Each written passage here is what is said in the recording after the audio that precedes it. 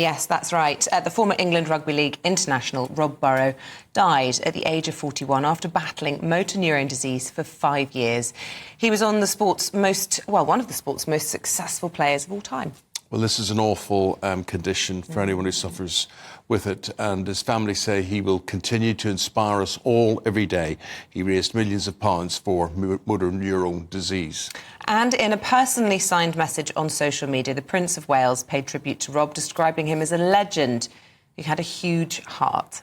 Let's go back to Paul, who from a sporting perspective will tell us all about this and what sort of man he was. Very sad loss. And what will his legacy be, Paul?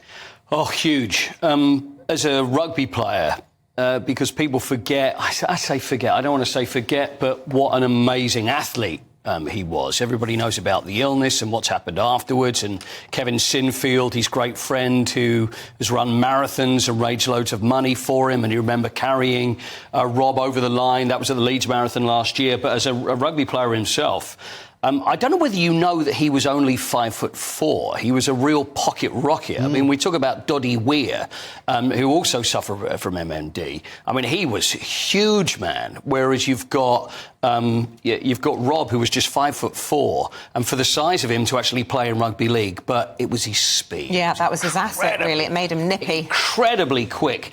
Played over 500 games for Leeds Rhinos, along with Kevin. Are they connecting the game with the condition? It's funny, I was thinking the same thing.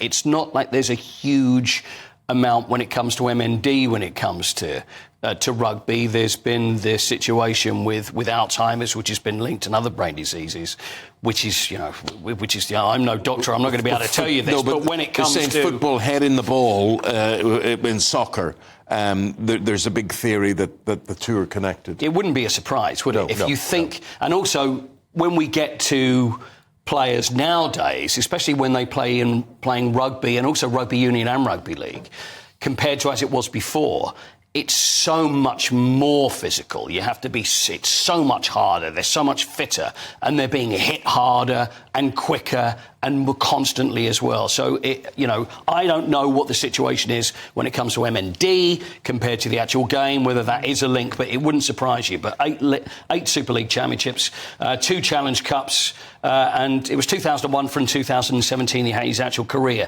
But it wasn't until 2 years afterwards that then he announced that he'd had motor neurone disease and actually played in a testimonial as well. This is after he announced it. So at that point, it was only his voice that had gone. And you could hear that he was struggling with his voice. But then, as we know, with being this just awful disease, then things follow then after that. But even as he was deteriorating, he was making waves in terms of raising huge amounts of money in the same way that he had done on the pitch. He was an impressive character there. He channeled all remaining energy that he did have into raising millions. And this friendship race that he created, and this beautiful friendship that we all saw with his friend carrying him over the finishing line up in Leeds, captured the nation's heart. Yeah, absolutely. And they were great friends, and they played together for years. And Kevin Sinfield, I mean, there's a quote from Kevin, and this is what he said. Today was the day that I hoped would never come. The world has lost a great man, a friend to many. You fought so bravely until the end and became a beacon of hope and inspiration, not only for the MND community, but all those that saw and heard your story. So young, at the end. 41 years old. But as you say, let's not forget what an amazing player he was. It was a career that was 17 years long. He won 8 Super League titles as well, but above and beyond, and will be sadly missed. And our condolences to his family. Yeah, 2 little girls as well, 2 daughters. I just want to mention, he did so many different things, and you see how many awards and different speeches, and he had this amazing system, where he could blink looking at different words, and then it was his voice that you would hear.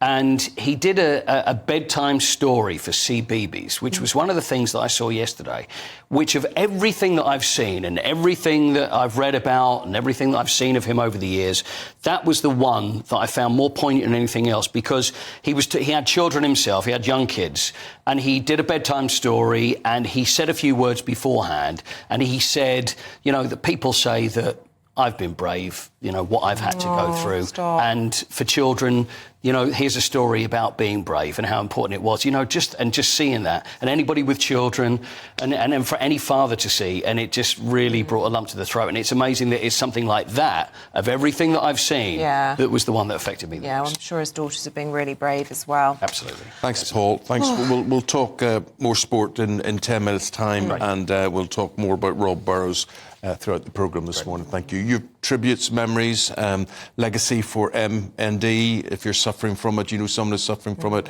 you've got something to say about it, we'd like to hear from you this morning.